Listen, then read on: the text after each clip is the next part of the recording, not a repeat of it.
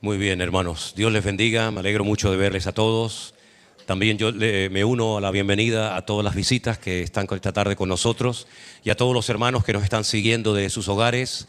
Que Dios les bendiga. Bienvenidos también a este culto, a esta reunión que estamos haciendo aquí en directo desde Tenerife con este cambio horario. Me imagino que ya todos saben que hemos cambiado el horario, ¿no? ¿Vale? Muy bien. Entonces, pues solamente es cuestión de ajustar los relojes y adaptarnos al nuevo horario. Aunque dicen que ya no lo van a cambiar más, pero usted sabe que tenemos a don Peter y don Peter dice una cosa hoy y mañana dice otra, así que capaz el año que viene tenemos 5 horas más o 5 horas menos, depende, ¿no? Yo no me fío mucho, así que bueno. Hermanos queridos, gracias por las oraciones que hicieron por nosotros en este tiempo. Digo por nosotros porque por lo menos la primera parte de este viaje largo que hice, nuestro hermano Armando, que va a estar bajando dentro de unos minutos para darles también un saludo, pues viajamos a Colombia. Viajamos a Perú y luego ya él regresó y yo me fui rumbo a Uruguay. Y doy gracias al Señor porque Dios me guardó la voz, Dios me guardó la garganta. En ningún momento me sentí cansado, pero cuando llego a Tenerife me siento cansado, pierdo la voz, tengo fiebre, me pasa de todo. Así es que no sé si tenía que haber seguido un poco más el viaje, ¿no? Pero bueno, la verdad es que fue un viaje extraordinario. No hay palabras, créanme, hermano, para describir toda la bendición que hemos experimentado en estos días, en estas semanas que hemos estado. Y la verdad es que ahora les voy a comentar un poquito, ya está pasando nuestro hermano Armando, y después vamos a poner un pequeño resumen de algunas fotografías de los lugares donde hemos estado. Pero nuestro hermano Armando también es muy querido, lo llamaban Pastor Armando. Pastor Armando. Yo cuando salía corriendo para que las multitudes no me siguieran ahí, en fin, no sé qué palabra utilizar para que nadie se ofenda, pues entonces iban al Pastor Armando. Y a Armando le encanta eso de que le saquen fotos y le saluden y todo eso, ¿sí? ¿Ah, que sí? No, a mí no me gusta mucho eso. Yo soy más de estar detrás de las cámaras. No, el viaje de verdad que es muy emocionante. Cada vez que salimos es superior este viaje a los anteriores. Yo siempre noto que las personas, los hermanos nos dicen muchas gracias por estar aquí, muchas gracias, siempre nos están dando las gracias. Pero en realidad nosotros somos los que tenemos que darle las gracias porque nos sentimos tan bien, tan acogidos, nos acogen de una manera tan bonito que es inexplicable, no se puede decir con palabras lo que uno siente cuando está ahí. Una de las cosas que más nos llamó la atención, porque ya no es la primera, sino ya llevamos bastante tiempo en los congresos y en las reuniones en los diferentes lugares. Por ejemplo, en Miami, en Las Vegas, en San Francisco, estos son lugares que ya han tenido anteriormente eventos y ya tienen mucha experiencia en esto. Pero estos dos lugares, o tres lugares, o dos lugares fundamentalmente donde estuvimos, que fue en Colombia y en en Perú, en Colombia y en Perú, era la primera vez y nosotros íbamos con un poquito de expectación, no sabíamos exactamente cómo iba a suceder todo. Y la verdad que fue maravilloso todo, los responsables, los mujeres y los responsables de cada uno de estos países se hicieron un trabajo excelente, una organización de verdad de altura.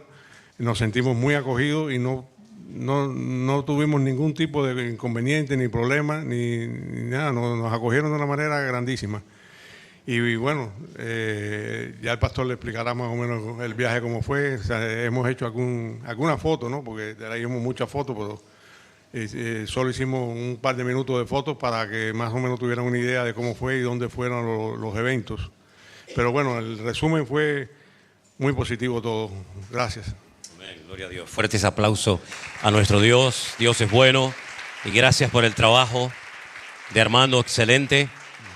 Siempre grabando todo, ¿verdad? Tratando de grabar todo lo posible para después editarlo durante largas horas de la noche para poder subirlo y para que la gente lo pueda ver. Tenemos ese vídeo cortito preparado. Vamos a lo mejor te pido en algún momento que pares, ¿sí? Pero vamos a verlo un poquito. Está como muy... A ver, ahí está. Bueno, esto es Colombia. Primeramente paramos allí, tuvimos unos cultos especiales en un hotel donde los hermanos se reúnen, aunque tuvimos que alquilar un salón mucho más grande en el mismo edificio. Todo eso es Colombia, ¿sí? La asistencia fue buenísima. Este es nuestro hermano Yuri, que él vino a visitarnos desde Estados Unidos para ayudarnos. Todos estos son hermanas que colaboran, todos son los ujieres, las personas de orden, nuestro hermano Osman, está haciendo un trabajo excelente, maravilloso. Esto fue en una población llamada Chía, donde también se está levantando una congregación. En ese lugar tan bonito ya tenemos prácticamente otra iglesia, ya están buscando un local para congregarse. Ese es un lugar muy bonito. Los colombianos que están aquí, tal vez les suene el lugar de Chía, lugar muy hermoso. El hermano tenía alambradas electrificadas con 11.000 voltios, por si acaso alguna persona quería entrar. Pues, Los Ángeles ahí no entran, porque si tienen que entrar volando, imagínense, ¿no? Es una zona muy bonita, muy verde. Colombia es un país precioso, todo verde, absolutamente de principio a fin. Y ahí ya nos vamos hacia el Perú. Estuvimos solamente en la capital de Lima. Bueno, esa foto la puso Armando en Machu Picchu y no subí, ¿no? Pero para un momentito, para un segundo, por favor. Mira, este hermano es un hermano de México. Al fondo, yo hice un devocional con el Océano Pacífico al fondo. Esta es la capital de Perú, Lima. Y estaba hablando, haciendo el devocional, y de repente este muchacho que estaba haciendo deporte, él es un escolta, probablemente de alguien famoso, algún político, algo, no sé. El caso es que él estaba haciendo footing y oyó la voz y se paró y nos reconoció. Y entonces le hacía mucha ilusión sacarse una foto con nosotros. Él no es de allí, pero nos pasó en varias ocasiones. Gente que nos veía caminar por las calles, en restaurantes, en el aeropuerto, nos reconocían y bueno, la gente se hacía fotos con nosotros. Y la verdad es que me llamó mucho la atención porque después no se despegaba. Nos seguía a todas partes y es un hermano que tiene un testimonio tremendo. Creo que fue a través de la tía que él entró en contacto también con nuestro ministerio. Seguimos. Bueno, aquí ya lo conocen, nuestro hermano Osman, nuestro hermano Yuri con su esposa Manuela. Esta es la hermana que organizó con sus colaboradores todo el evento de Perú. Ya digo, un trabajo excelente. Esta es en el salón. Teníamos varias reuniones. En cada reunión asistían 700 personas. Fuera había otro grupo enorme esperando de gente. Vinieron hermanos de Guatemala, de Chile, de Argentina. Vinieron hermanos de diferentes países también para asistir al Congreso. Y fue un ambiente realmente extraordinario, muy bien organizado. Y bueno, la gente con un interés, con una gratitud en sus corazones realmente increíble. La gente estaban esperando a veces desde las 12 del mediodía, haciendo cola en la calle para poder entrar al culto de las 3 de la tarde. Y mientras tanto, la otra tanda de gente estaba también haciendo cola para entrar al segundo culto, que era el de las 7. Esto ya es en Uruguay. Esta es la iglesia Misión Vida de Uruguay, del pastor Jorge Márquez. Ahí estábamos haciendo un llamamiento, pasó muchísima gente al frente. Es una iglesia muy grande. Tienen un ministerio realmente extraordinario en Montevideo, en Uruguay. Esa iglesia tiene capacidad para unas 1000 personas. La organización fue excelente. De verdad que los hermanos hicieron un trabajo maravilloso. Después les agradecimos personalmente, pero siempre les decimos que nosotros vamos, predicamos, cantamos, atendemos a la gente, pero para poder organizar estos eventos a veces hay gente que está trabajando durante meses buscando un lugar, los equipos de sonido, músicos que nos ayudaran, las sillas, la publicidad, tantas cosas que la verdad es que salieron de una forma maravillosa. Yo tenía, entre comillas, algunas reservas con Perú porque no sabía cómo iba a salir la cosa, nunca habíamos ido, pero la hermana Margot, que fue el instrumento que el Señor utilizó para abrir la obra allí, la verdad que hizo un trabajo extraordinario. La verdad es que nos quedamos sorprendidos. Bueno, es que no hay nada que objetar, Todo estaba tan bien planificado, los horarios, los hoteles, el transporte, la seguridad. Realmente fue increíble, ¿no? Y siempre estaba allí pensando, sobre todo en Perú, ¿no? Que fue donde más gente fue porque nunca habíamos ido, que cómo me gustaría que muchos de ustedes que nunca han tenido la experiencia de ver, por ejemplo, multitudes y cientos de personas en las calles haciendo cola para entrar a un culto. Yo decía, cómo me gustaría que muchos de los hermanos de Tenerife pudieran tener esta experiencia tan bonita, ¿no? Porque vemos colas para ir al cine o para ir al fútbol, pero algunos de ustedes nunca han visto colas, ¿no? Para ir a una iglesia a escuchar la palabra de Dios, la gente estar horas fuera leyendo la Biblia, conociéndose, presentándose, cantando alabanzas, creando un ambiente, una atmósfera preciosa antes de poder entrar en las reuniones. Y la verdad es que es una experiencia muy bonita, ¿no? Estuvimos unos pocos días en Bogotá, nos quedamos en un hotel y lo bueno de ese hotel es que ahí estaba todo. Estaba en la habitación donde dormíamos, después subíamos unas cuantas plantas más arriba y ahí comíamos, desayunábamos, subíamos unas cuantas plantas más arriba y estaba el salón de culto. Es decir, que prácticamente no teníamos que salir del hotel para nada, salvo a veces salíamos porque los colombianos tienen unos calditos, una sopita, un sancochito, y cuando uno ya está cansado todo el día atendiendo a la gente, con frío, porque Bogotá es una ciudad fría, pues yo le decía a Osman, digo, oye, llévame a comerme una sopa calentita, no sé si me estoy haciendo viejo o qué, pero necesito un sancocho. Y cruzábamos la calle y nos daban unas sopas que de verdad que aquello levantaba un muerto, hermano, y ya recuperaba fuerza, ¿no?, para el día siguiente, porque era todo el día, era prácticamente por la mañana, por la tarde, por la noche, saluda a uno, saluda al otro. La gente muy agradecida, la verdad es que los que están arriba trabajando, la verdad es que valoren lo que están haciendo, porque hay miles, créanme hermanos, miles de personas que dependen del trabajo que ustedes hagan ahí arriba. Y la gente, conocimos gente con cáncer terminales que venían a nuestras reuniones, gente con silla de ruedas, gente paralíticos, gente con muchas limitaciones, pero haciendo un esfuerzo y con una ilusión de poder asistir a un culto, de poder saludarnos. Había gente que nos seguía desde la época de la pandemia. Nos recordaba aquellos cultos que hacíamos a puerta cerrada, ¿no?, predicándole a las sillas. Y cada testimonio, hermano, familias. Conocí una familia que todos estaban metidos en la droga, todos. Y escuchando los cultos, todos dejaron la droga, todos se convirtieron, todos se entregaron sus vidas al Señor. Pero, hermanos, podríamos estar horas contando testimonios de tanta gente salvada, tanta gente restaurada, tanta gente que hacía años que no iban a ninguna iglesia, pero volvieron a recuperar la ilusión para poder asistir a un culto. Y bueno, la verdad es que estamos tremendamente agradecidos. Tanto en Perú como en Colombia nos reunimos, los hermanos se reúnen en hoteles, y la verdad es que es una bendición porque la gente asiste, no para a veces escuchar a un pastor, porque a veces no está Osman presente, pero a través de las pantallas, ¿verdad?, ven los cultos y han crecido, han madurado. Bueno, hermano, la verdad es que es una experiencia extraordinaria. Y a Uruguay fui por la invitación de un pastor. Yo estaba un día en mi casa, me llamó un hermano que yo conozco, por cierto, uruguayo, que lleva una emisora de radio en Madrid, y me comentaba de que la iglesia de la cual él había salido, su pastor quería hablar conmigo, quería conocerme. Entonces me puso en contacto con él. Y bueno, fuimos a Uruguay, me habían dicho que era un país muy duro, un país de muchos ateos, de mucha indiferencia al evangelio. Y la verdad es que este ministerio que se llama Misión Vida, pastor Jorge Márquez, tiene un ministerio, aunque él es argentino, tiene un ministerio en Uruguay realmente espectacular. En una finca, ustedes creen que la finca nuestra de Alicante es grande, ¿no? Ellos tienen una finca de 50 hectáreas. ¿Saben lo que es una hectárea? 10.000 metros. Multiplica 50 hectáreas por 10.000 y te vas a dar cuenta una de las fincas que tiene, donde viven 1.200 personas. 1.200 personas viven en esa finca. Ellos salen por las calles y recogen a gente mendiga, drogadictos, tienen muchísimas mujeres maltratadas, niños abandonados, y les dan hospedaje, les dan comida, los atienden.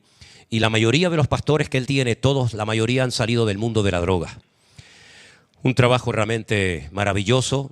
Tienen en la finca un auditorio un poquito más grande que la carpa nuestra de Alicante. Tienen un auditorio con 2.800 sillas, un auditorio espectacular. Han hecho en la finca conciertos de música para más de 10.000 personas.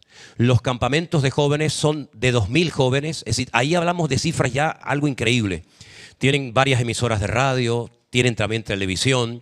Y bueno, fui muy bien atendido por los hermanos. Yo llegué el viernes, tuve un problema porque tuve que hacer escala en Brasil. Y bueno, tuve un problema allí, la maleta fue por un lado, yo iba por otro lado, perdí el móvil, me tuve que bajar del avión, salí corriendo a buscarlo, ya no estaba el móvil, al final apareció, pero ya el avión se había marchado. Y estuve pues horas en el aeropuerto, en fin, una larga historia dando vueltas de un lugar a otro. Al final pude llegar a Uruguay. Y me estaban esperando todos los pastores en una finca donde ellos, muchos de ellos viven. Allí les compartí la palabra a todos los pastores y a sus esposas. Luego por la tarde ya tuvimos el primer culto. Y cuando terminó el primer culto, yo me quedé ahí de pie, esperando que me llevaran al hotel. Y se me acercó un montón de gente de Uruguay que también nos siguen a nosotros por las redes. Yo nunca había estado en Uruguay, había estado en varias ocasiones, pero haciendo escala en el aeropuerto. Y otra vez, muchísimo agradecimiento, muchísima gente, saludos, conocen todo, conocen a Anderson, conocen a Jerónimo, conocen a Adriel, conocen a Matías, conocen a Miriam, medio mundo orando por Miriam. Ay, qué bien que tiene un novio uruguayo. Digo, madre mía, pero aquí la gente se entera de todo, ¿no?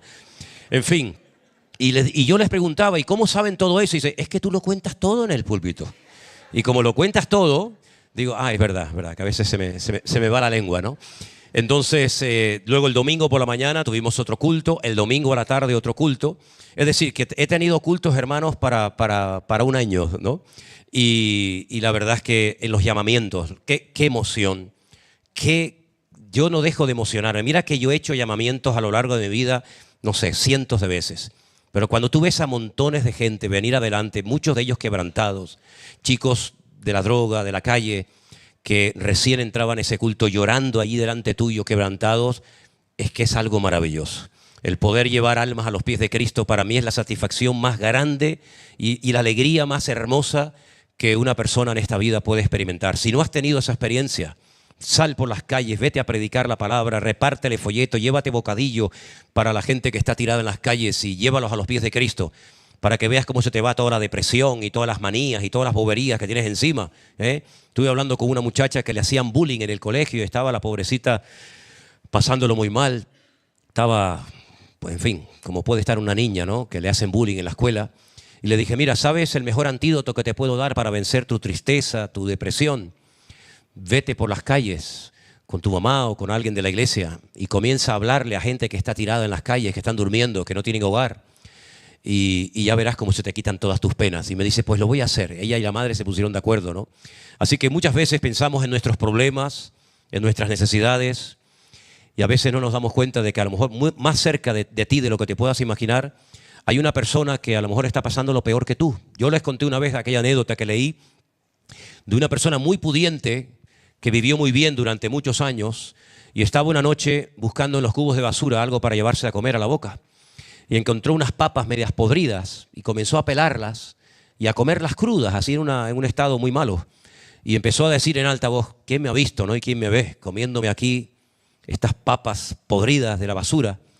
Qué tremendo, ¿no? Y alguien le contestó a sus espaldas y le dijo, pues no te quejes, Señor, porque tú por lo menos te vas a comer esa papa podrida, pero yo voy a comerme las cáscaras que tú estás tirando por el suelo. Y siempre hay alguien que lo pasa peor que uno. Siempre hay alguien que necesita de ese saludo, de ese abrazo, de esa palmada en la espalda. Y yo me quedo asombrado. Cada vez hay más gente hecha polvo en las calles. Yo no sé dónde viven ustedes, pero por esta zona es que es increíble. Por las noches es que es tremendo la cantidad de gente durmiendo en las calles, en portales, gente mayor, gente joven, chicas jóvenes. Es que yo no sé lo que le ha pasado a Canarias de un tiempo a esta parte, pero se ve mucha gente mal de la cabeza. Por mi barrio yo pensé que el manicomio lo habían trasladado aquí a la zona de Tomecano, porque hay más fuera que dentro, gritando, llamando de todo a la gente. Es una necesidad brutal que hay aquí en Santa Cruz de Tenerife. Sinceramente, yo creo que nosotros tenemos que despertar a la realidad de que usted no puede convertir su vida cristiana simplemente en venir a la iglesia e irte a la casa y me vengo al culto y alabo al Señor. Oye, que tenemos que ser la sal de la tierra. Tenemos que ser la luz del mundo. Y yo no puedo alcanzar a toda la isla, pero entre todos sí vamos a poder alcanzarla. Y hay miles de personas que viven en tu zona que yo no los conozco, viceversa. Y tú tienes la oportunidad y el privilegio de poder llevarles la esperanza y la paz que tú tienes en tu corazón. Así que sal de tu cascarón, déjate de mirarte el ombligo y de quejarte, que si estoy flaca, que si estoy gorda, que si no tengo novio, que si tengo esto, tengo aquello. Déjate de esas historias, ya está bien, ponte los pantalones largos y empieza ya a dar, que ya has recibido mucho durante estos años y ya es tiempo de comenzar a dar. Y cuanto más des, más te va a bendecir y usar el Señor. ¿Cuántos dicen amén? Gloria a Dios. Tengo un anuncio especial que darles antes de pasar a la palabra y es el siguiente. Venimos hablando los pastores de nuestro ministerio hace ya mucho tiempo acerca de la gran necesidad que tenemos de gente preparada, de obreros. Y podríamos abrir más lugares y podríamos atender más obras, pero lamentablemente no tenemos tanta cantidad de obreros como nos gustaría tener. Pero esto tiene una solución. Primero la Biblia dice, rogad al Señor de la mies para que envíe obreros a la mies, ¿vale? Y en segundo lugar, lo que tenemos que hacer es comenzar a preparar gente.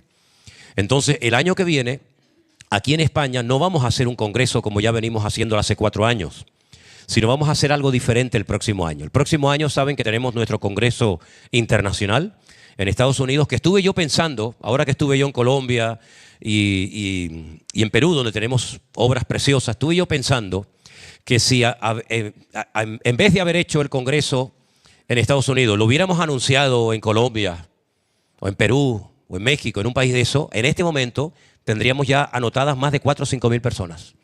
Porque nosotros, por ejemplo, en Colombia solamente le permitimos entrar a los cultos a la gente de nuestro ministerio, a la gente de la iglesia virtual, pero hay cientos o miles de personas que podían haber venido. De hecho, el año que viene vamos a hacer algo diferente. Vamos a hacer cultos para nuestras congregaciones, para nuestra gente, pero también vamos a abrir la posibilidad de que venga todo el que quiera. Pero bueno, sea como sea, el objetivo del año que viene es juntar al mayor número posible de hermanos durante esos días en el mes de marzo, y a partir del mes de abril, escuchen bien esto, a partir de abril, mayo y junio, yo sé que esto lo está viendo mucha gente y yo sé que mañana a Priscila la van a volver loca con correos y con llamadas y yo quiero y tal. Este anuncio es fundamentalmente para nuestras congregaciones, para nuestro ministerio Centro Evangélico Vida Nueva y la iglesia virtual.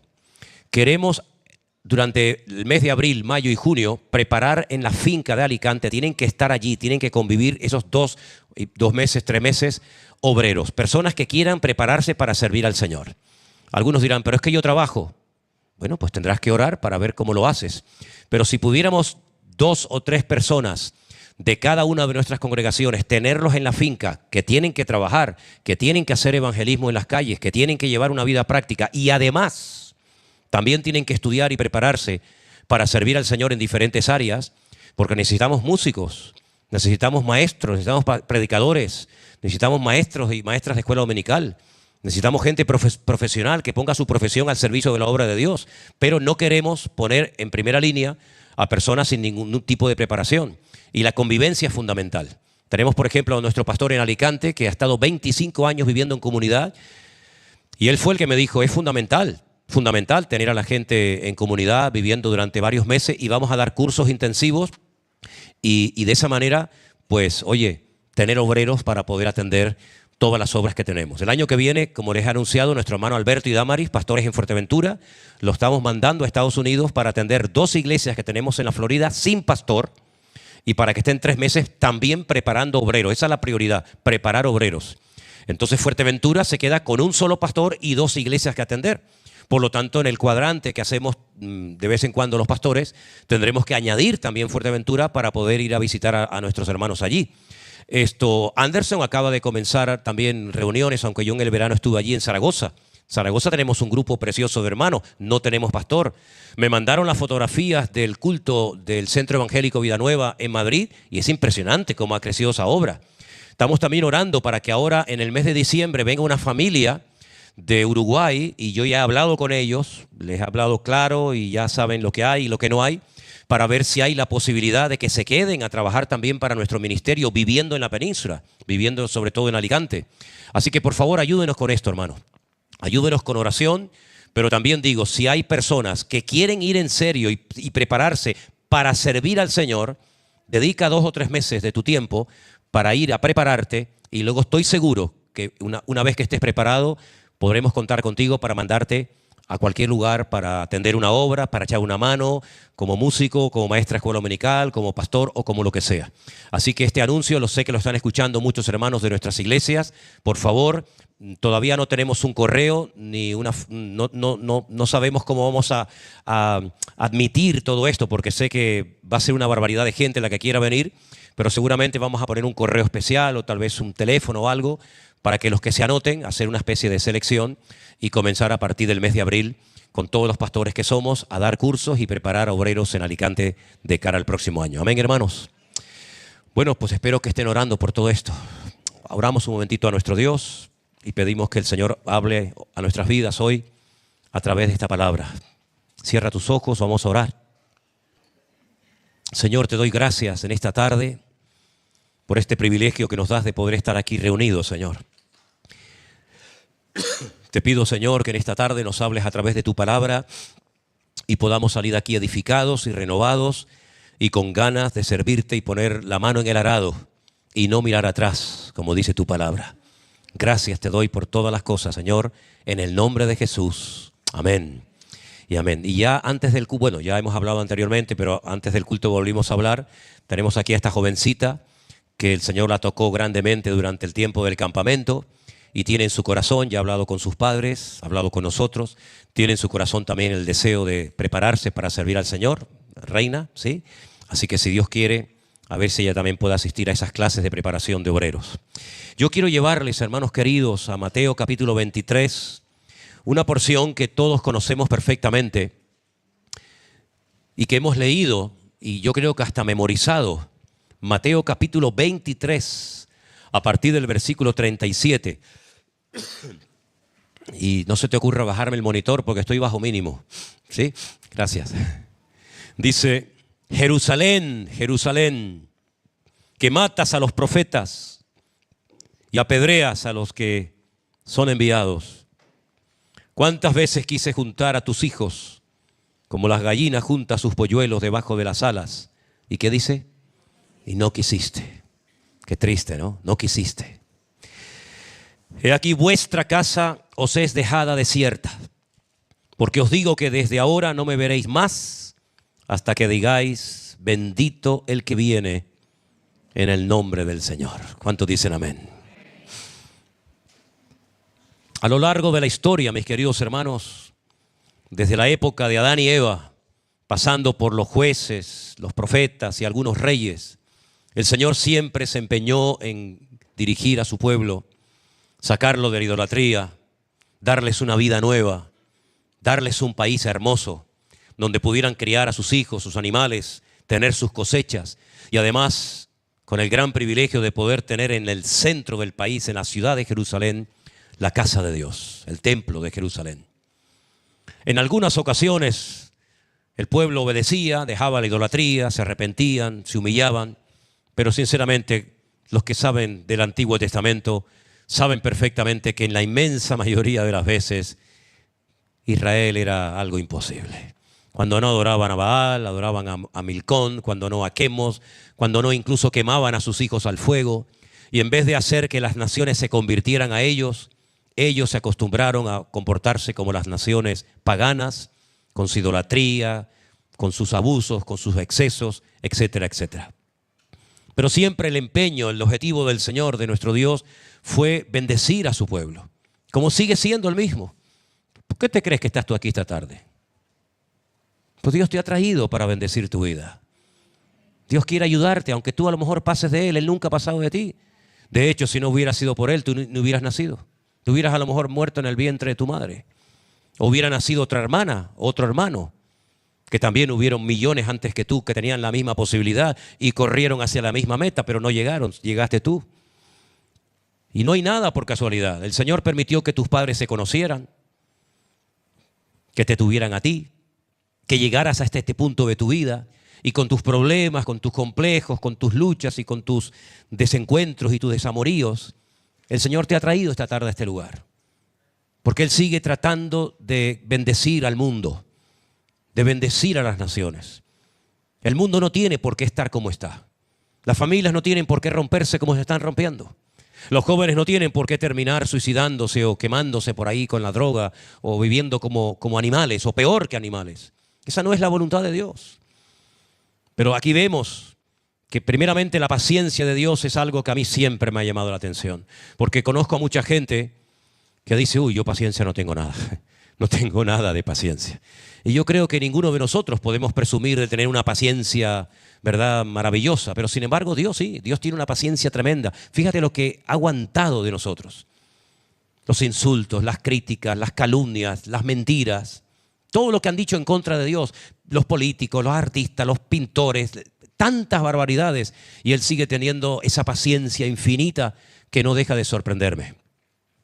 Pero una cosa es que tenga paciencia y otra cosa es que Él en un momento puntual exprese cuál es su deseo. Y estas palabras que yo he leído en esta noche aquí, no sé por qué durante el tiempo que he estado preparando este mensaje, me venía a la mente, lo he dicho en muchas ocasiones, aquella visita nocturna que recibe aquella muchacha que está acostada en la cama y que de repente llega su amado. Toda esta historia la podéis leer en el libro de El Cantar de los Cantares. Y él quiere estar con ella, él quiere tener comunión con ella, pero ella dice: mira, yo no me voy a levantar para abrirte la puerta, yo me acabo de acostar en la cama, me acabo de duchar, me acabo de lavar los pies, etcétera, etcétera. Y él sigue insistiendo, insistiendo hasta que finalmente agarra y se va. Entonces ella se da cuenta de que ha cometido un error terrible, ha perdido el amor de su vida por no haberlo cuidado adecuadamente. Y cuando se levanta y abre la puerta, ya su amado se ha marchado. Su amado ya no está. Ella reconoce que estuvo porque hay un olor característico de él, pero él ya se ha marchado. Entonces ella dice que enferma de amor, comienza a recorrer las calles preguntando, ¿habéis visto a mi amado? ¿Habéis visto a mi amado? Y la gente dice, ¿es tu amado? ¿Y quién es tu amado? Ella lo describe de una manera extraordinaria, lo conoce perfectamente, cómo son sus ojos, sus labios, sus pelos, sus piernas, sus pies, etcétera, etcétera. Pero la cruda realidad es que lo conocía, pero lo abandonó. Despreció el llamado de su novio, de su amado. Finalmente se produce el reencuentro, finalmente otra vez vuelven a abrazarse, a tener íntima comunión, y todos conocemos esa hermosa historia que en cierto sentido es una metáfora del amor de Dios con su pueblo, de cómo muchas veces lo ha buscado, pero sin embargo su pueblo también muchas veces lo ha rechazado. Aquí una vez más nos encontramos ahora al Señor Jesucristo diciendo, cuántas veces yo quise hacer algo bonito entre ustedes, juntarles. Desen cuenta que en este momento de la historia, las tribus de Israel, las 10 ya habían desaparecido, habían sido destruidas y llevadas al exilio por los asirios. Solamente quedaban la tribu de Judá y Benjamín y alguno más. Pero él dice, yo quise juntar a mis hijos, yo quería otra vez a todo el país junto y a toda la familia unida, pero lo intenté, mandé profetas, algunos los apedrearon, mandé otros, a otros los mataron, a otros los insultaron. Finalmente vengo yo y me van a hacer lo mismo. Es como la famosa parábola de la viña, ¿no? Pero en el fondo no pude hacer lo que yo hubiera querido hacer porque ustedes no quisieron. Y esto es algo que también me llama mucho la atención de Dios, porque ¿quién crea un programa de ordenador que al final te domina? Sería un disparate. Sin embargo, Dios, sabiendo que nosotros le íbamos a fallar, permitió nuestro nacimiento. Sabiendo que Adán y Eva le iban a pecar, los crea igual. Sabiendo que Israel le iba a fallar, los ama y los bendice igual. En otras palabras, Dios no se lleva ninguna sorpresa con nuestras actitudes. Dios no dice, pero ¿por qué te portas así conmigo? ¿Por qué me hablas de esa manera?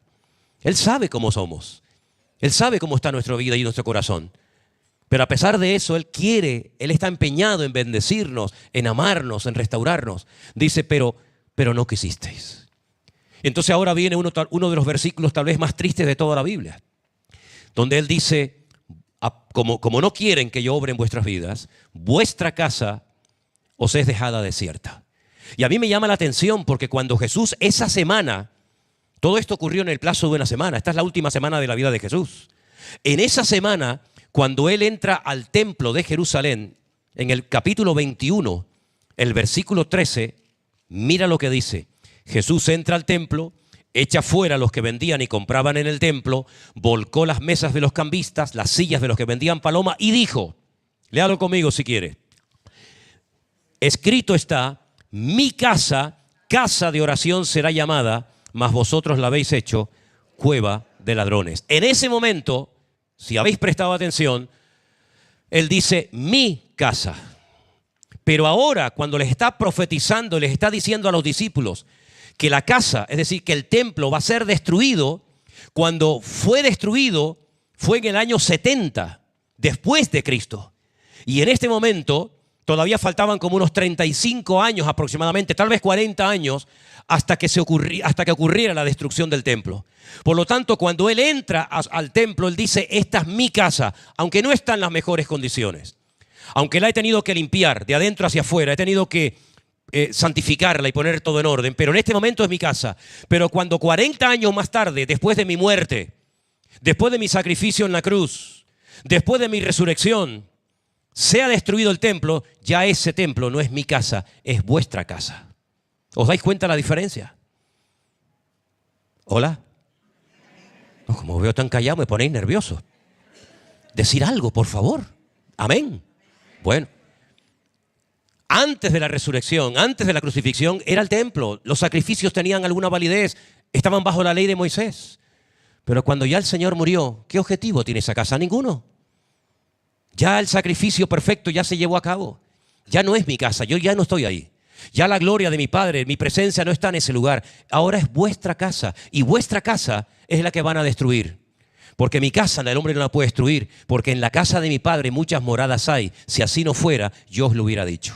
Por lo tanto, mis queridos hermanos, aquí vemos que las consecuencias de darle las espaldas a Dios, aunque no te lo creas, tanto a corto como a largo plazo, son terribles. Terribles. ¿Cuántas veces yo he dicho, sobre todo en esta especie de serie de mensajes que di sobre el tema de la obediencia, cuántas veces me oísteis decir que las consecuencias de la desobediencia son terribles? Que hay más versículos, creo que eran como 54 si no recuerdo mal. Hay más versículos que nos hablan acerca de las consecuencias de la desobediencia que de las cosas bonitas y hermosas que ocurren cuando la gente obedece a Dios. Enfermedades mentales, cosechas que se echan a perder, animales que no dan, crías robustas, sino que terminan abortando, muriéndose, el cielo se cierra, no hay lluvia, un calor abrasador, todo el mundo patas arriba, los enemigos comienzan a gloriarse de ellos en vez de ellos conquistar a sus enemigos, la economía se va al traste, es decir, lo que estamos viendo hoy en día, ni más ni menos. Un mundo en caos, un mundo en desorden, y da igual donde vayas, Si vas a Estados Unidos, o vas a Sudamérica, o vas a Centroamérica, da igual a donde vayas. El mundo está patas arriba. Familias rotas, guerras y rumores de guerras. Firman un papel y ya mañana ya lo están quebrantando lo que han firmado, ya no se acuerdan.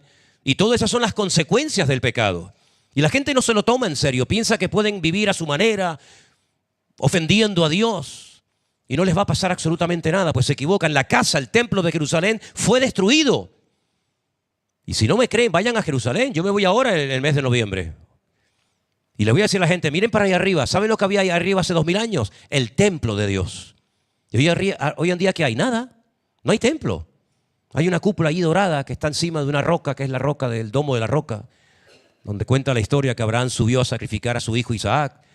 Pero no hay ningún templo. Los judíos no tienen templo, tienen sinagoga. Van a orar delante de un muro como si estuvieran castigados, mirando a una pared, como nos castigaban cuando éramos malos en el colegio, ¿no? De cara a la pared, castigado. ¿Se cumplió o no se cumplió la palabra del Señor? Literalmente se cumplió. La casa fue arrasada desde los cimientos. De hecho, si siguiéramos leyendo, y entramos en el capítulo 24, dice que cuando Jesús salió del templo y se iba, se acercaron sus discípulos para mostrarle los edificios del templo. Estaban orgullosos. ¿Qué templo tenemos? ¡Qué belleza! ¿Y saben lo que le dijo Jesús? Otro palo más. ¿Veis todo esto? De cierto os digo que no quedará aquí piedra sobre piedra que no sea derribada.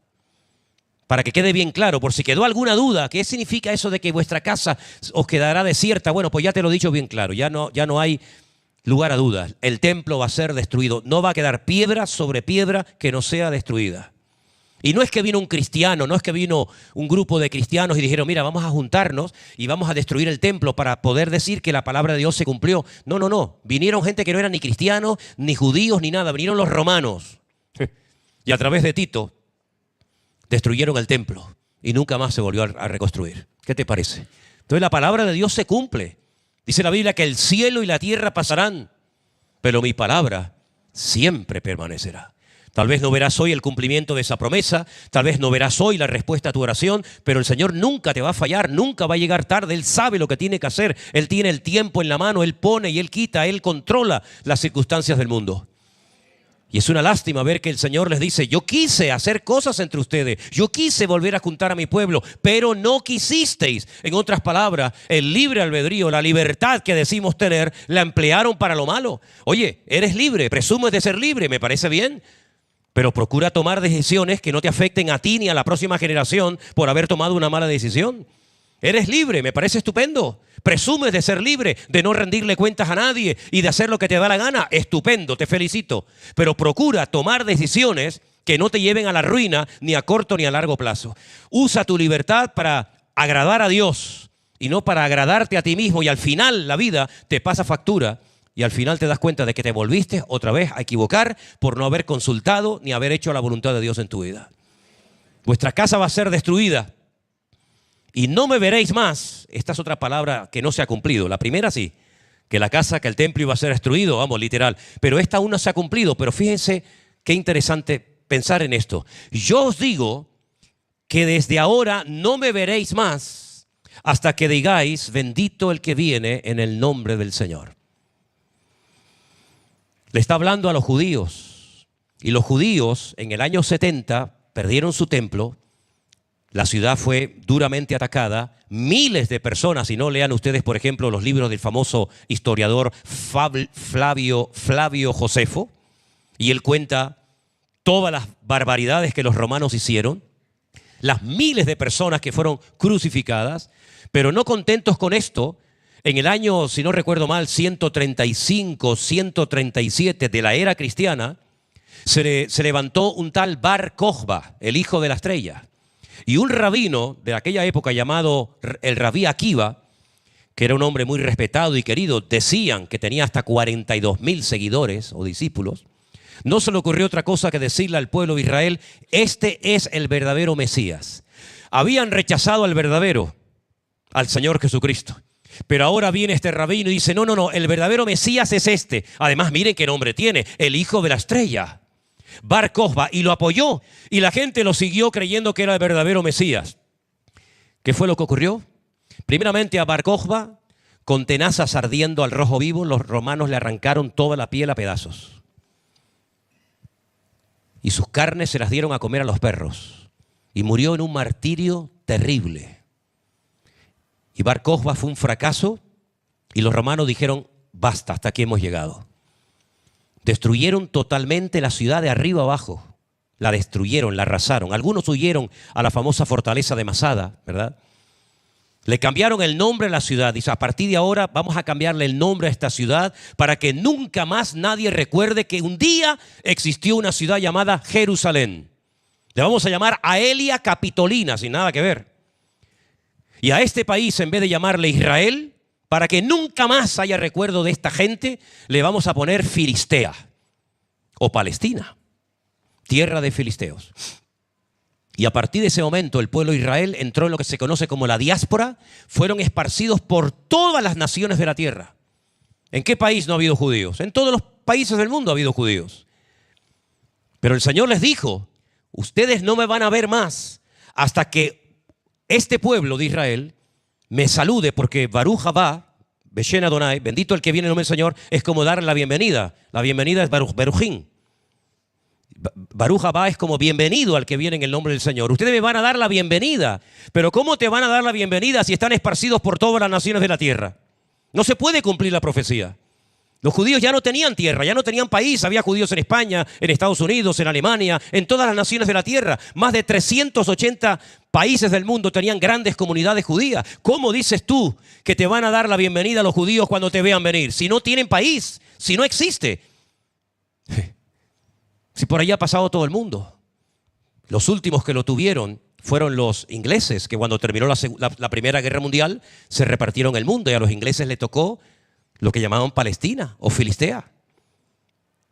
¿Cómo se va a cumplir esta profecía? Había una profecía dada por un profeta del Antiguo Testamento que decía que esta gente, después de haber estado miles de años dando vueltas por todos los países del mundo, en un día, eso no ha pasado nunca, jamás. Mira, por ejemplo, los kurdos. Los kurdos llevan siglos pidiendo un terreno y no lo tienen. Están en Siria, están en Irán, están en Irak, pero no tienen una tierra. Reclaman el Kurdistán, pero los turcos los machacan por todos los lados. Y esta gente no tenía pueblo, pero la Biblia decía que en un día se proclamarían como nación. Y resulta que llegó mayo, el mes de mayo de 1948, y un señor llamado Ben Gurión, así se llama el aeropuerto de Israel, proclamó la independencia del Estado de Israel en un día. Y por cierto, el último voto que necesitaban de la ONU para aprobar esto justamente fue el de Uruguay, si no recuerdo mal, ¿verdad? Y en un día se proclamaron pueblo, lo cual quiere decir que ahora es posible que esta profecía se cumpla. Antes de 1948 era imposible, porque ese país no existía.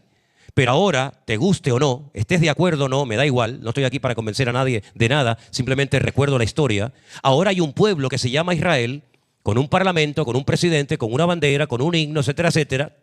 Y ahora, cuando el Señor Jesucristo venga, sí podrán decir: Baruch Haba Beshen Adonai, bendito el que viene en el nombre del Señor. Es decir, que aunque pase el tiempo, cientos de años, milenios, da exactamente igual, el Señor no pierde nunca. El Señor siempre va a cumplir con su palabra. Y si cumplió con esa palabra que humanamente hablando era imposible que esta gente volviera otra vez a la tierra de sus antepasados, ¿cómo no va el Señor a bendecir tu hogar, tu familia, tu matrimonio? ¿Cómo no te va a prosperar y ayudar a ti el Señor? ¿Es que acaso es más difícil ayudarte y bendecirte y restaurar tu vida que lo que Dios hizo hace ya 70 años atrás?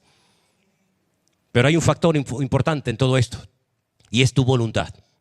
Dios no se mete donde no lo llaman. ¿Cuántas veces quise? Lo está diciendo claro. Juntar a mis hijos como la gallina hace así y junta a los polluelos. Que por cierto, ayer lo vimos. Ayer fuimos a un guachinche, para los que nos están viendo, y dice, ¿qué dijo? Un chino. No, guachinche aquí en Canarias es un restaurante típico de comida canaria que se come muy bien. Antes era más barato, ahora ya no son tan baratos. Por si dice guachinche, es un restaurante típico canario. Y vimos a las gallinas que juntaban a los pollitos y salían corriendo cuando veía que venía un coche o venía alguien, ¿verdad? Jesús utiliza la metáfora de la gallina, que todo el mundo sabe lo que es. Bueno, los chicos que están con los ordenadores y los teléfonos, una gallina es un animal con plumas, con dos patas, con un pico. Te lo digo porque a lo mejor en el ordenador no te sale, ¿no? Entonces, utiliza el símil de la gallina para decir, yo quise, mira, ¿ves a las gallinas cómo juntan a los pollitos? Yo también les quise juntar a ustedes, pero no quisieron, no me dejaron. Si yo hubiera sido Dios, o tú hubieras sido Dios, seguramente hubiéramos actuado de forma diferente, ¿verdad? Pero ¿sabes a qué me recuerda esto? Al último mensaje que el Señor le da a la iglesia de la Odisea. ¿Se acuerdan la iglesia de la Odisea? La iglesia que decía, nos hemos enriquecido, de ninguna cosa tenemos necesidad. Y el Señor cuando le habla le dice, pobres, ciegos, desnudos, miserables, he aquí yo estoy a la puerta y llamo. Si alguno oye mi voz y abre la puerta, entraré a él, cenaré con él y él conmigo. Otra vez, antes le pasó con Israel, ahora le pasó con una iglesia y espero que no le pase esta tarde contigo. Que el Señor quiere entrar en tu vida, quiere entrar en tu corazón, en tu hogar, en tu familia y resulta que le vas a decir, no, a mí déjeme tranquilo. A mí no me interesa. No hay ningún problema. Si habéis prestado atención a la lectura que nos leyó Jerónimo, el Señor llamó a varias personas y uno le dijo, no, déjame que primero se muera el viejo y cuando ya se muera, que se puede morir este año o se puede morir dentro de 30, porque nos pasó una cosa curiosa con mi abuelo. Mi abuelo tenía la vida eterna, no se moría nunca. Mi padre siempre decía, el abuelo nos va a enterrar a todos. Y de hecho, murieron miembros de la familia, pero él no se moría. De hecho, en la última visita que le hice a mi abuelo, me preguntó, ¿por qué vivo tanto? Llegó a ser el hombre más viejo de Canarias, 106 años. Le hicieron reportajes en periódicos y en radios y todo eso. Cuando cumplió 90 años, decíamos, ya al abuelo le queda poco. Poco. Todavía le queda un montón de años por delante al viejo, ¿no? Mis queridos hermanos, el Señor no retarda su promesa, según algunos la tienen por tardanza, sino que es paciente para con todos, no deseando que ninguno perezca, sino que todos procedan al arrepentimiento. En otras palabras, ¿quién sabe si el Señor a ti esta tarde te ha traído a esta iglesia para que oyeras su palabra y para que le abrieras la puerta de tu corazón al Señor? Nosotros no estamos detrás de nadie. Sabéis que nuestro estilo no es ir detrás de nadie, obligando a la gente, ven aquí, apúntate aquí. No, nosotros no vamos detrás de nadie. Pero el Señor sí va detrás de ti, porque quiere amarte, quiere cambiar tu vida.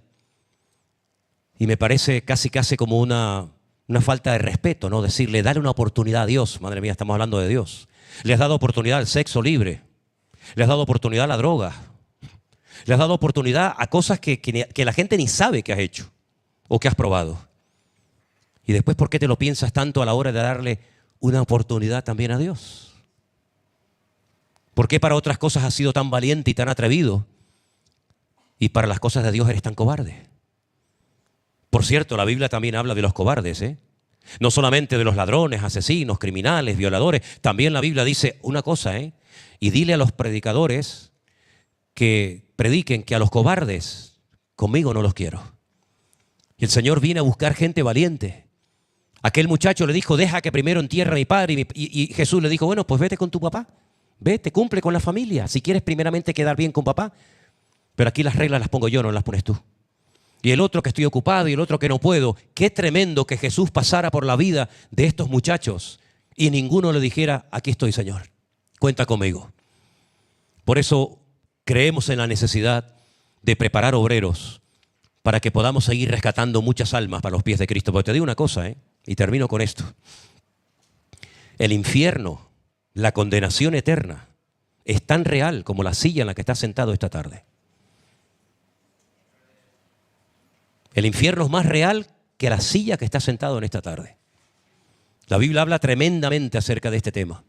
Y después de la muerte, que todos vamos a morir, nos guste o no, a menos que venga el Señor y nos lleve con Él, ¿verdad? Pues bueno, el Señor va a venir, pero a lo mejor ya nos hemos muerto. Pues no hay segunda oportunidad. Y yo pienso en todos aquellos que matan creyendo que cuando mueran se van a encontrar 90 jóvenes hermosas para ellos solos.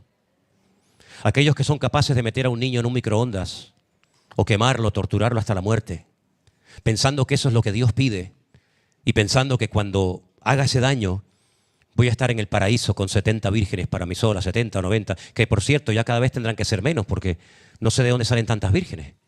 Al final tendrán que sacar a algunas de los asilos porque ya tantas vírgenes no creo que haya tantas por el mundo, ¿no? Qué terrible cuando Hitler se despierte y diga, no veas la que hice. Y ahora resulta que te tienes que presentar en el trono, delante del trono del rey de aquellos que tú mataste, de los judíos. Pues ahora ya verás lo que te va a decir el rey de los judíos. Porque eso fue lo que le pusieron a Jesús. ¿Se acuerdan en la cruz? Jesús Nazareno, rey de los judíos. Qué tremendo, ¿no? Cuando todas aquellas personas que se han burlado y se han mofado de Dios, o tu madre te decía, hijo, cambia ya, deja la droga, vete a la iglesia, pórtate bien, haz esto, haz aquello, sí, sí. Qué tremendo cuando algunos digan, pero si yo fui a esa iglesia, si yo escuché a esos pastores, si yo los vi por internet, y ahora mira dónde estoy. Qué terrible tiene que ser para una persona que tuvo la oportunidad de entregarle su vida a Cristo y no lo hizo cuando pudo. Y ahora ven que es demasiado tarde. Por eso pido que todos cerremos nuestros ojos en esta tarde, mis queridos hermanos y amigos, y piensa en esta pregunta que te voy a hacer. Yo no sé si algunos de ustedes volverán aquí otra vez o no, no tengo ni la más remota idea. Pero yo sí sé que hoy es una oportunidad que Dios te está dando para que tú le recibas en tu corazón como tu Señor y como tu Señor y Salvador personal. Él no quiere que salgas de este lugar igual que entraste. Él quiere perdonar tus pecados para que tú puedas experimentar el amor de Dios en tu vida y puedas, como dice la Biblia, nacer de nuevo. ¿De qué sirve que vengas a una iglesia que se llama Vida Nueva si tú no tienes vida nueva? Tienes una vida aburrida, una vida triste, una vida sin propósito, sin sentido. ¿De qué sirve todo eso? Señor, en el nombre de Jesús, en esta noche queremos abrir la puerta de nuestros corazones para que tú entres. No queremos cerrarte la puerta como aquellos que lo hicieron. Nosotros sí queremos obedecer. Nosotros sí queremos seguirte todos los días de nuestra vida. Y te pido, Señor, que también los que están viendo en casa o en las iglesias o donde sea esta reunión, digan, yo quiero recibir a Jesús. Yo quiero entregarle mi vida al Señor Jesucristo. A partir de hoy quiero seguirle todos los días de mi vida. Si en esta tarde, aquí en esta audiencia, en este salón, hay alguna persona entre nosotros que nunca le ha entregado su vida y su corazón a Jesús, pero tú hoy dices, yo quiero entregarme a Cristo, yo no quiero esperar más tiempo. ¿Para qué? Yo quiero entregar mi vida a Jesús. Déjame orar por ti. Pero me tienes que indicar levantando tu mano que lo quieres hacer en este momento. Dios te bendiga. ¿Alguien más? ¿Alguien más le quiere entregar su vida al Señor Jesús en esta noche? Gloria a Dios, gloria a Dios. Establecido en mi reino y mayor grandeza me fue añadida. Ahora yo, Nabucodonosor, alabo, engrandezco y glorifico al Dios del cielo, porque todas sus obras son verdaderas y sus caminos justos, y Él puede humillar a los que andan con soberbia. ¿Cuántos dicen amén? Si las palabras que Nabucodonosor habla de Dios, luego sus acciones son otra cosa. Lo que hace es otra cosa diferente. Pero cuando habla de Dios, son maravillas. Son cosas tremendas, preciosas. Lo alaba, lo bendice, lo glorifica, lo levanta en alto, lo reconoce. Y parece como que ya Nabucodonosor ha cambiado y tiene claras las ideas, pero ni aún así, hermanos. Ni aún así. Pero lo que estamos hablando en esta tarde es el concepto que tenía Nabucodonosor de Dios. Pero en el libro de Daniel aparecen otros reyes. Por ejemplo, hay un rey que es el rey Darío, el rey Ciro, que también aparece. Y en el capítulo 6, hay un momento en el que la envidia es tremenda, sobre todo contra Daniel, y lo quieren matar. Pero leí esta mañana algo que me llamó tanto la atención, porque dice que trataban de buscar algo en lo cual pillarlo en un fallo y decir, mira, pero no había manera. Quiero leerles en el capítulo 6, verso 4. Entonces los gobernadores y sátrapas buscaban ocasión para acusar a Daniel en lo relacionado al reino, mas no podían hallar ocasión alguna o falta, porque él era fiel y ningún vicio ni falta fue hallado en él. Me llamó la atención la palabra vicio. Daniel no tenía vicios. Dice, no podemos acusarlo de nada. No hay forma no hay forma. Pero entonces idearon un plan terrible y dice, entonces dijeron aquellos hombres, no hallaremos contra Daniel ocasión alguna para acusarle, si no la hallamos contra él en relación con la ley de su Dios. Y todos saben lo que hacen, convencen al rey Darío, para que promulgue una ley que no se puede revocar bajo ningún concepto, de que durante 30 días nadie puede elevar oraciones, plegarias o súplicas a ningún Dios, incluido el Dios de Daniel. Nadie puede orar durante 30 días. Era la única forma de que podían decir, mira, hay un hombre en tu reino que ha quebrantado la ley. Porque nosotros como creyentes, y creo que lo tenemos claro, tenemos que cumplir las leyes de los países donde vivamos siempre y cuando no vayan en contra de la palabra de Dios. ¿Cuántos dicen amén? No es que por ser cristianos estamos exentos del cumplimiento de la ley, ni mucho menos, al contrario. Las autoridades, según Romanos capítulo 12, todas han sido puestas por Dios. Salga quien salga y gane quien gane. Te guste o no, el que salga es el que Dios ha permitido que gobierne. Pero no importa. A veces Dios levanta un faraón y a veces lo tumba. A veces Dios levanta un Nabucodonosor y lo quita. Y mañana levanta un Darío y pasado un Ciro y mañana... No importa, eso son cuestiones de Dios. Nuestra obligación es obedecer y someternos a las autoridades. Repito, siempre y cuando no vayan en contra de la palabra de Dios. Y en este caso iban en contra de la palabra. ¿Cómo me va a prohibir a mí un gobierno? ¿Cómo nos va a prohibir a nosotros un rey, un primer ministro o un presidente de gobierno? Me da igual. ¿Cómo nos va a prohibir a nosotros los cristianos un gobierno a no orar durante 30 días? Mucho, amigo, pero hasta ahí podíamos llegar.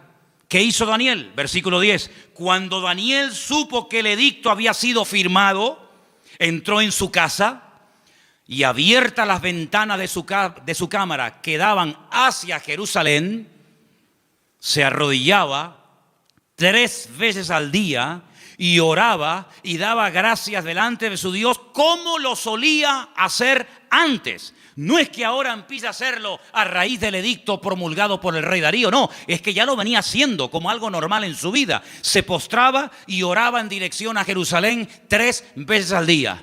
Shaharit, Minjá y Arbit, las 3 oraciones que hace el pueblo de Israel diariamente, por la mañana, por la tarde y por la noche, por la mañana, por la tarde y por la noche. Y aquí está Daniel haciendo lo que durante miles de años el pueblo de Israel ha hecho, postrarse y orar 3 veces al día.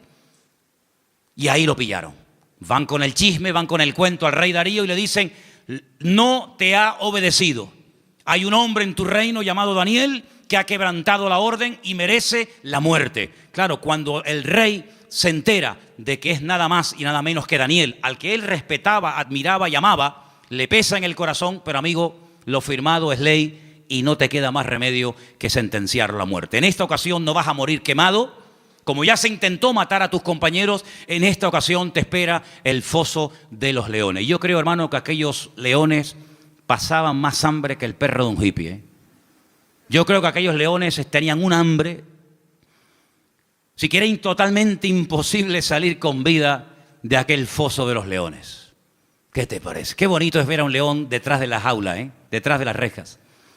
Me acuerdo que una vez hicimos un viaje, hago un paréntesis, estábamos viviendo en Argentina y tuvimos la oportunidad de ir al norte, bien al norte de Argentina, a la provincia de Misiones.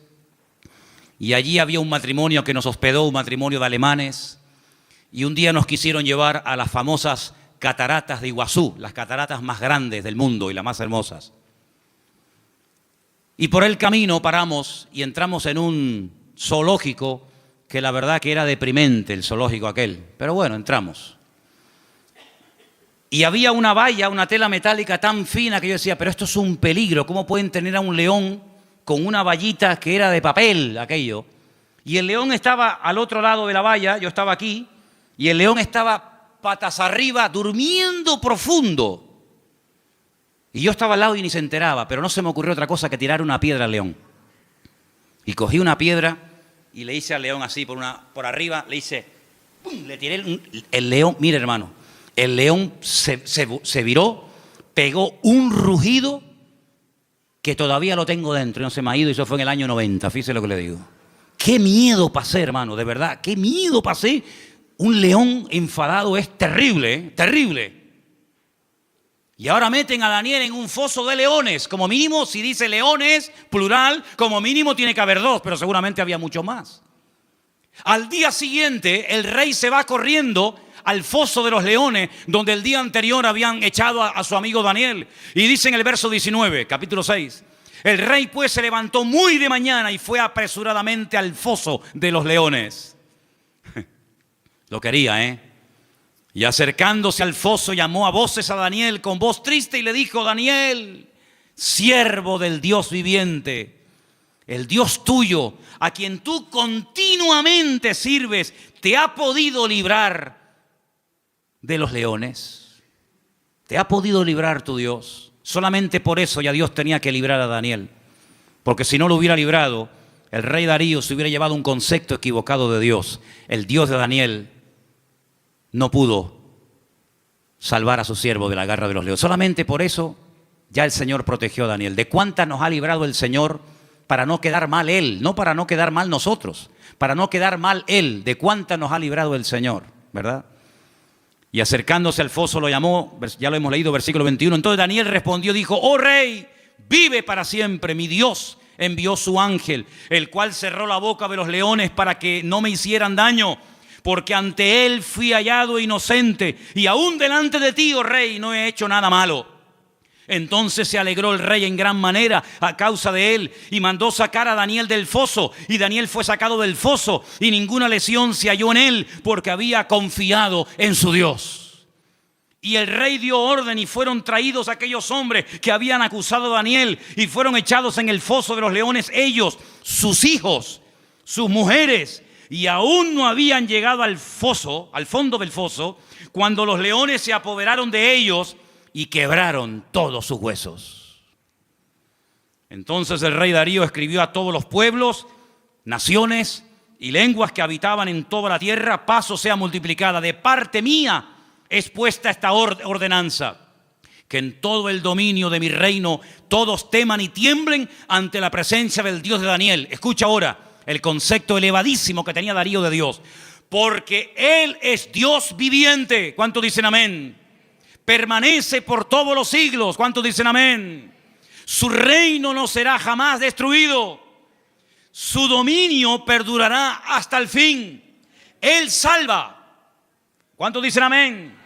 Él libra. Hace señales y maravillas en el cielo y en la tierra. Él ha librado a Daniel del poder de los leones. Y Daniel prosperó durante el reinado de Darío y durante el reinado de Ciro el persa. Fíjate qué concepto, por aquel milagro, por aquella maravilla hecha por el Señor, proteger milagrosamente de la muerte, devorado por las fieras, por los leones a Daniel. Este hombre dice cosas tremendas que muchos cristianos cuestionan. Él dice: Dios salva, pero Dios libra, hace maravillas. Hay algunos cristianos que no creen que Dios hace maravillas.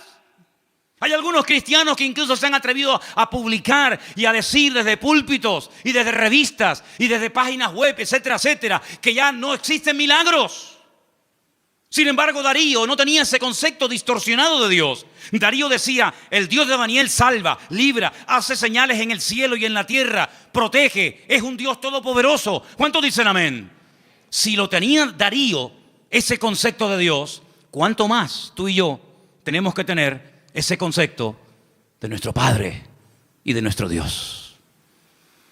Todos estos pasajes que estamos viendo nos están descubriendo cómo es Dios a través de la óptica de, vamos a decir, de inconversos.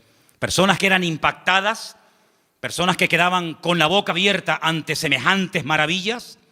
Pero hay un pasaje que encontré en el Nuevo Testamento, en el libro de los Hechos, que para mí es una de las mejores descripciones de Dios de toda la Biblia. Está en el libro de los Hechos, el capítulo 17. Y es concretamente una parte del mensaje profundo que el apóstol Pablo dio cuando se encontraba de visita en Grecia, concretamente en la ciudad de Atenas.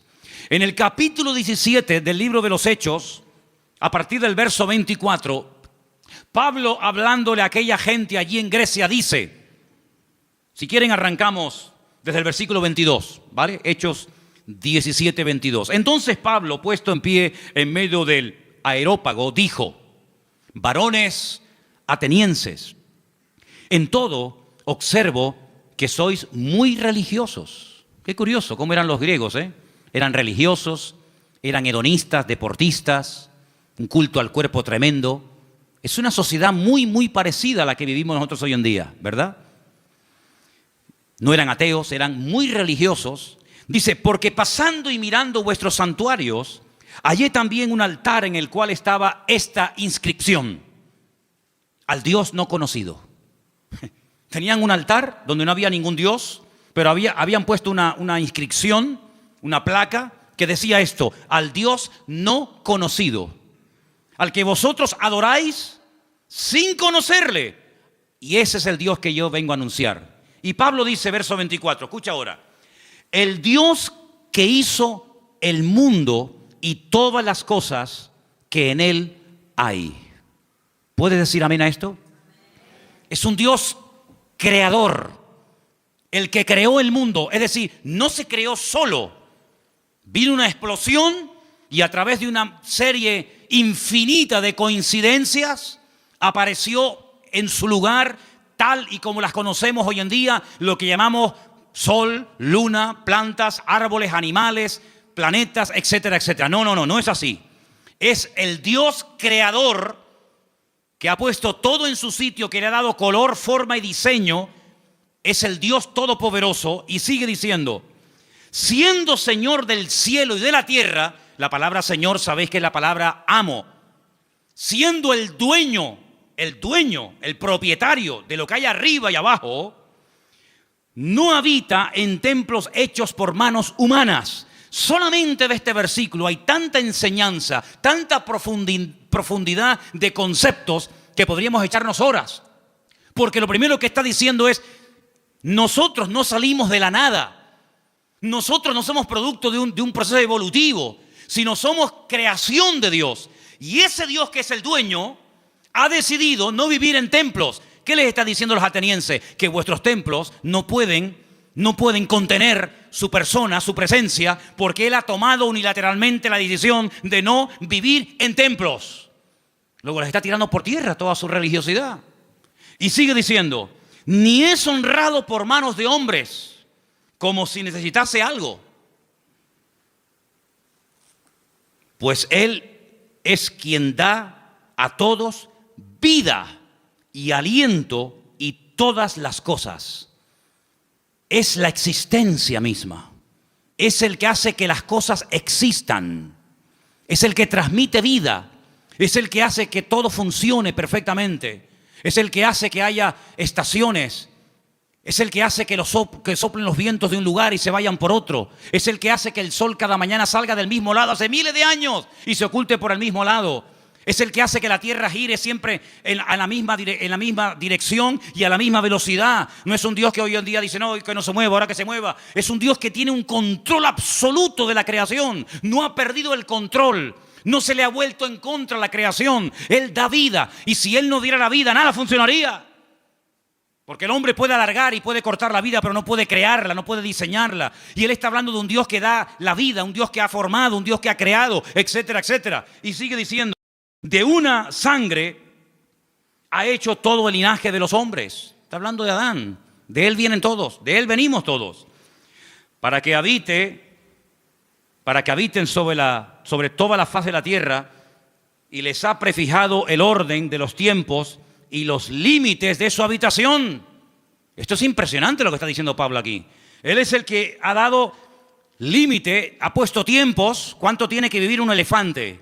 ¿Cuánto tiene que vivir un loro? ¿Cuánto tiene que vivir el hombre? ¿Cuánto tiene que vivir? Él ha puesto límites, Él ha puesto tiempos. No es algo que siempre ha existido, como decía Aristóteles, que esto siempre ha existido, la eternidad del universo. No, el universo no es eterno. Tiene un principio y tendrá un fin. Y no solamente eso, sino que ha puesto límites, fronteras, que no tiene que ver con murallas, ni con rejas, ni con alambre de púas. Pero él, desde el libro del Génesis, le dijo a cada nación y a cada pueblo, a las 70 que había en aquel momento, de la cual salieron todas las que existen hoy en día, dónde tenían que vivir cada nación y cada pueblo. Y lo he dicho infinidad de ocasiones, cada vez que un pueblo ha querido ir más allá del territorio que en el principio el eterno creador del universo y de la tierra le dio a los seres humanos, ha habido problemas. Y cuando los del norte quieren apropiarse de los del sur, y cuando los europeos quieren apropiarse de un continente, y cuando los de este continente quieren saltar a otro, se produce un caos, se produce un desorden, porque Dios estableció dónde tenían que vivir los pueblos. Y dotó al ser humano de unas características para vivir en el sur que no dotó a ese ser humano para vivir en el norte o viceversa. Y Dios lo que está haciendo es poner en orden el mundo, así como puso el sol aquí, no allá, aquí lo puso. Y así como puso la tierra en este lugar y no la puso en la otra punta de la galaxia, Dios ha puesto a los hombres donde Él ha querido y como Él ha querido. Porque es un Dios que controla y ordena la creación, y el hombre siempre tratando de alterar el orden de Dios. Dice, para que busquen a Dios, si en alguna manera palpando puedan hallarle, aunque ciertamente no está lejos de cada uno de vosotros. Porque en Él vivimos y nos movemos y somos. Eso es increíble, ese concepto. En Él vivimos, nos movemos y somos, como algunos de vuestros propios poetas también han dicho, porque linaje suyo somos. Siendo pues linaje de Dios, no debemos pensar que la divinidad sea semejante a oro, plata, piedra, esculturas de arte, imágenes de hombre. Pero Dios, escucha, Dios, habiendo pasado por alto los tiempos de esta ignorancia, ahora manda a todos los hombres en todo lugar que se arrepientan. A todos, absolutamente a todos. Por cuanto ha establecido un día, por el cual juzgará al mundo con justicia, por aquel varón a quien designó, está hablando del Señor Jesús, dando fe a todos con haberle levantado de los muertos. Y ahí ya se rompió la armonía, porque cuando oyeron de lo de la resurrección, eso era lo que no les cabía en la cabeza, y ahí le dijeron, bueno, ya te escucharemos en otra ocasión, en otro día, en otro momento. El concepto que Pablo tenía de Dios era un concepto no distorsionado, no equivocado ni envenenado, sino era un concepto correcto y exacto. Y la pregunta que tenemos que volver a hacer nosotros en el día de hoy, ¿qué concepto tenemos nosotros de Dios? ¿Cómo tratamos a Dios? Muchas veces le decimos a Dios cómo nos tiene que tratar a nosotros. Pero la pregunta es, ¿cómo estamos nosotros tratando a Dios? Queremos que Él nos sane cuando estamos enfermos. Queremos que Él supla nuestras necesidades cuando necesitamos que sean suplidas. Queremos que nos haga compañía cuando nos sentimos solos. Queremos que nos dé trabajo cuando nos falta. Queremos que nuestros hijos estén sanos y robustos y con trabajos y bien. Todo eso está bien claro. Pero la pregunta es, ¿cómo tú estás tratando a Dios? Algunos ni se lo han planteado. Algunos viven en una ignorancia tan grande que lo único que le preocupa es el aquí y el ahora. Comamos y bebamos porque mañana moriremos. Ese es el eslogan de la sociedad y de muchas personas hoy en día. ¿Qué más da si hay cielo, si hay infierno, si mañana me muero o no me muero? Es el día de hoy lo que me preocupa. Ya mañana, ya Dios dirá, ¿verdad? Para quedar bien. ¿Qué concepto tú tienes de Dios? Depende del concepto que tengas, estarás hablando de tu nivel de madurez. Y así vivirás, y así hablarás, y así te comportarás con tus semejantes. Y cuando vamos a la palabra de Dios, vemos que ese Dios real, vivo y verdadero, que es el único que existe, que es uno, se ha dado a conocer de varias formas. Primero, a través de la creación. Vamos a un texto.